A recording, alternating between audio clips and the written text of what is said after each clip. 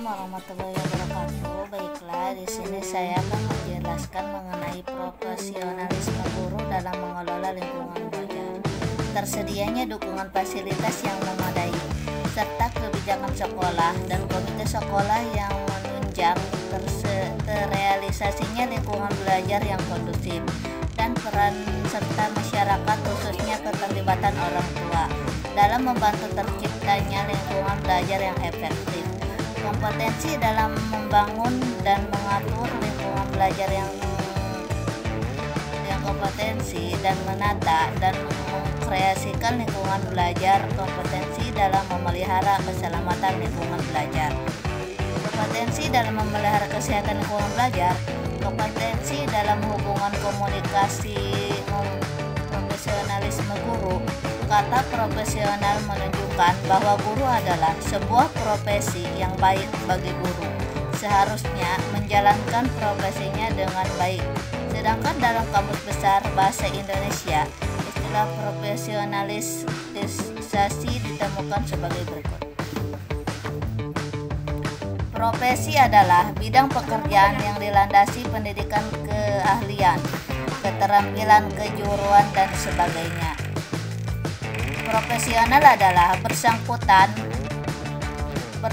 dengan profesi memerlukan kepandaian khusus untuk menjalankannya dan mengharuskan adanya pembayaran untuk melakukannya. Profesionalisasi adalah proses membuat suatu badan organisasi agar menjadi profesional. Dari ketiga pengertian itu tersirat bahwa dalam profesi digunakan teknik dan prosedur intelektual yang harus dipelajari secara sengaja sehingga dapat diterapkan untuk kemaslahatan orang lain, dan kaitan ini dalam seorang pekerja profesional dapat dibedakan dari seorang amatir walaupun sama-sama menguasai sejumlah teknik dan prosedur kerja tertentu. Seorang pekerja profesional harus memiliki informasi responsiveness, ketangkapan yang berlandaskan kearifan terhadap implikasi kemasyarakatan atas objek kerjanya. Dengan perkataan lain, seorang pekerja profesional memiliki filosofi untuk menyikapi dan melaksanakan pekerjaannya. Selanjutnya adalah fasilitas sekolah atau dukungan fasilitas kebijakan sekolah. Fasilitas sekolah masih termasuk salah satu aspek yang perlu diperhatikan di lembaga pendidikan di Indonesia. Beberapa sekolah tertentu fasilitas sekolah masih belum berkembang dengan kemajuan teknologi. Bahkan di pedesaan masih banyak fasilitas sekolah yang jauh dari kata layak.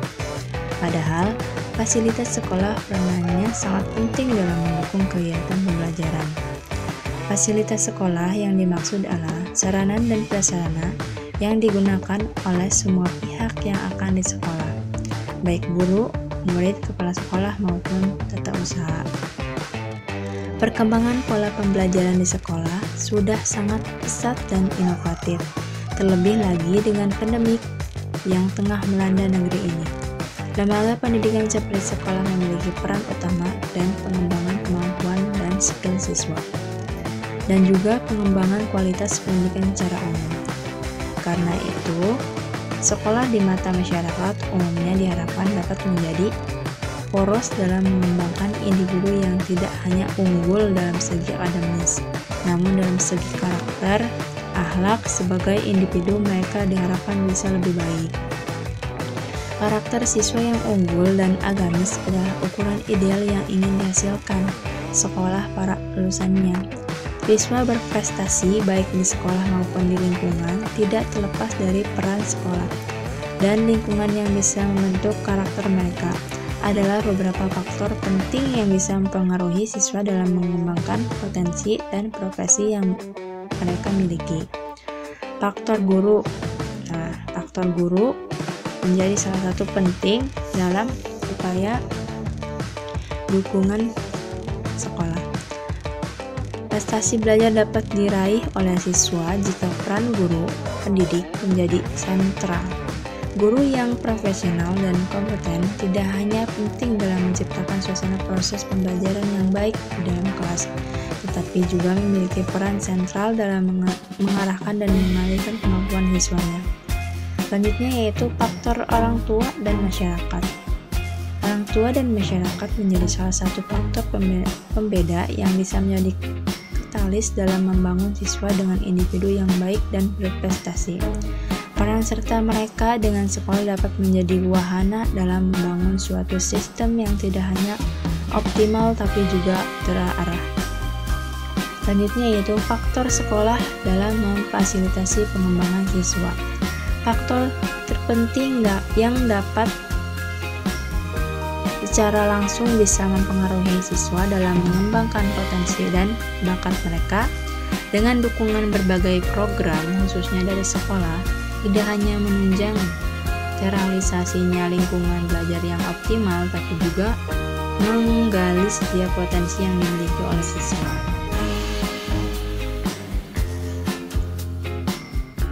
Saya akan menjelaskan materi yang terakhir, yaitu peran serta orang tua dan masyarakat. Apa sih itu kan peran orang tua dan masyarakat? Yaitu dalam PAUD sangat besar gitu keberhasilan pelaksanaan pendidikan anak usia dini ini. Salah satunya dipengaruhi oleh partisipasi orang tua dan masyarakat. Pelaksanaan pendidikan anak usia dini ini akan berjalan dengan baik juga kan apabila orang tua dan masyarakat lebih memahami lagi pentingnya pendidikan untuk anak usia dini ini. Namun hal ini tidak sejalan gitu dengan kenyataannya gitu. Sebagai orang tua dan masyarakat belum semuanya menyadari gitu pentingnya PAUD, juga belum semua lembaga layanan yang pengembangannya anak usia dini ini yang telah ada di masyarakat dimanfaatkan untuk layanan pendidikan anak usia dini. Nah, selanjutnya mengenai kerjasama dengan orang tua atau masyarakat, perlu diusahakan untuk terciptanya lingkungan belajar yang kondusif dan menyelaraskan program yang tertuang dalam kurikulum di sekolah dengan lingkungan anak di rumah. Orang tua perlu mengetahui keadaan anak mereka dan unsur sekolah, dan manfaat bagi guru adanya komunikasi dengan orang tua siswanya. Dengan diantaranya